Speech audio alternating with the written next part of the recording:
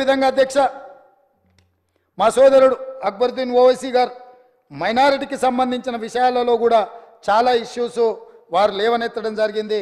ప్రతి దగ్గర మైనారిటీలకు అవకాశం ఇవ్వండి అని కూడా వారు మా దృష్టికి తీసుకొచ్చిండ్రు అధ్యక్ష. నేను వారికి గుర్తు చేయదలుచుకున్నాను అధ్యక్ష, తమరి ద్వారా మేము నలుగురిని ప్రభుత్వ సలహాదారులు చేర్చుకుంటే అందులో మైనారిటీ మొహమ్మద్ అలీ షబ్బీర్ గారిని ప్రభుత్వ సలహాదారుడిగా ముఖ్యంగా ఎస్సీ ఎస్టీ ఓబీసీ మైనారిటీకి నిధులకు సంబంధించి మైనారిటీని మేము నియమించిన అధ్యక్ష. అంటే 25% మైనారిటీస్కి ఇచ్చిన అధ్యక్ష. అదేవిధంగా అధ్యక్ష advocate general additional advocate general వేస్తే అడిషనల్ అడ్వకేట్ జనరల్గా ఇమ్రాన్ ఖాన్ని ఇంతవరకు ఉమ్మడి రాష్ట్రంలో కానీ ప్రత్యేక తెలంగాణ రాష్ట్రంలో కానీ ఒక మైనారిటీని కూడా అడిషనల్ అడ్వకేట్ జనరల్గా వేయలేదు. మా ప్రభుత్వం వచ్చిన తర్వాత ఒక మైనారిటీని ఇమ్రాన్ ఖాన్ అని అడిషనల్ అడ్వకేట్ జనరల్గా ఒక మైనారిటీని వేసినాం అధ్యక్ష. అదేవిధంగా ముఖ్యమంత్రి గారి పేసీలో ఆనాడు రాజశేఖర రెడ్డి గారు ఉన్నప్పుడు జన్నత్ హుస్సేన్ అని ఒక మైనారిటీకి సంబంధించిన ఐఏఎస్ అధికారిని నియమిస్తే ఈనాడు మా ప్రభుత్వం మా ముఖ్యమంత్రి కార్యాలయంలో మేము షానవాజ్ కాసిం అనే ఐపీఎస్ ఆఫీసర్ని మా ముఖ్యమంత్రి కార్యాలయంలో మైనారిటీకి మేము అవకాశం ఇచ్చినాం అధ్యక్ష. అదేవిధంగా అధ్యక్ష మేము టీఎస్పీఎస్సీలో ఆనాడు వాళ్ళు ఒక మైనారిటీకి అవకాశం ఇవ్వలే, కానీ మా ప్రభుత్వం తెలంగాణ పబ్లిక్ సర్వీస్ కమిషన్లో నియామక బోర్డులో ఆమేర్ ఉల్లా ఖాన్ అని మేము board member Indian postal service అధికారిని ఈరోజు మేము అందులో మైనారిటీకి అవకాశం కల్పించినాం అధ్యక్ష.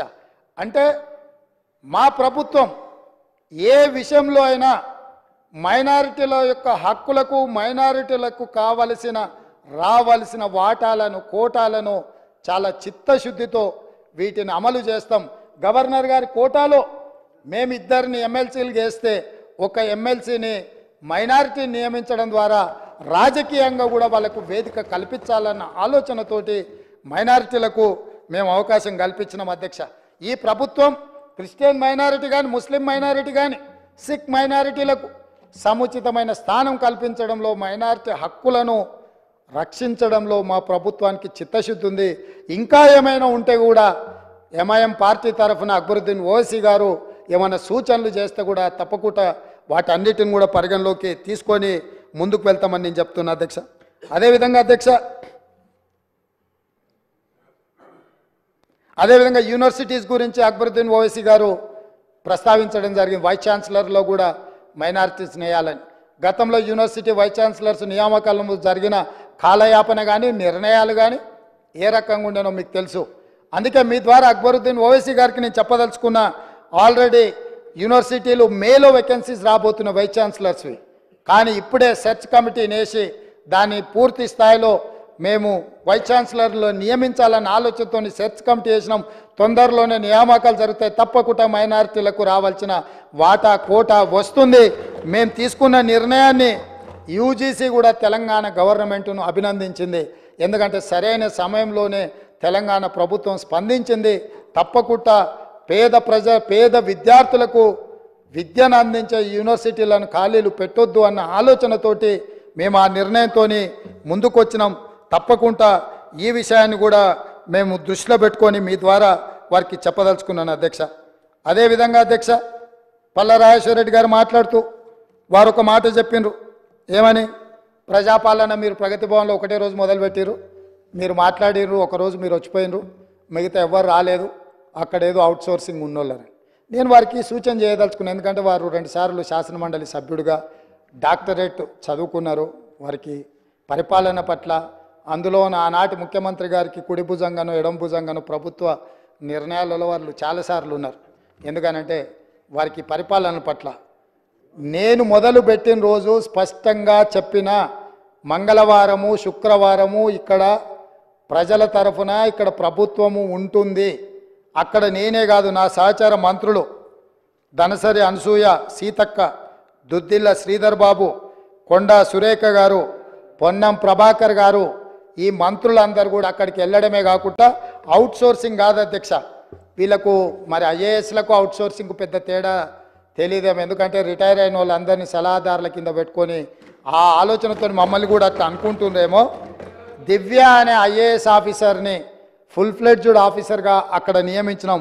ఇదే కాకుండా 12 శాఖల నుంచి 21 మంది అధికారులను అక్కడ ఏర్పాటు చేసినామో అదేవిధంగా అక్కడ హౌసింగ్ అంటే అక్కడ వచ్చే మెజారిటీ సమస్యలు ప్రజలు వస్తున్నాయి, ధరణి లేకపోతే హౌసింగ్. ఎవరి పాపం అధ్యక్ష ఇది? ఈ పాపాన్ని ఎవరు మూట కట్టుకున్నారు? ఆనాడు ఇందిరమ్మ ఇండ్లు మేము ఇస్తే 10 ఏళ్ళల్లో మీరు ఏ పేదోడికి ఇల్లు ఇవ్వకపోవడం వల్లనే కదా ఇవాళ వేలాది మంది పంజగుట్ట వరకు ట్రాఫిక్ జామ్ అయ్యే పరిస్థితులు. ప్రజలు మీరు ఎన్నడూ ఆ గేట్ల దగ్గరికే రానియలేదు కదా.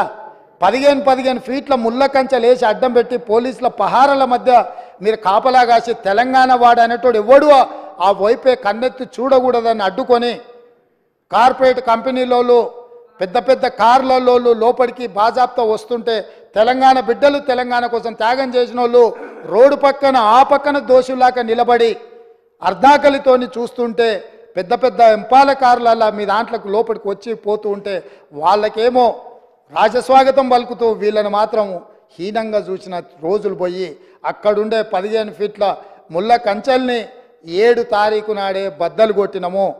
మా మిత్రుడు 9 తారీఖు నాడు ప్రమాణ స్వీకారం చేస్తా అని ముందుకు జరుపుకున్నాడు. 7 తారీఖు నాడే ప్రమాణ స్వీకారం చేసిండని చెప్పిండు.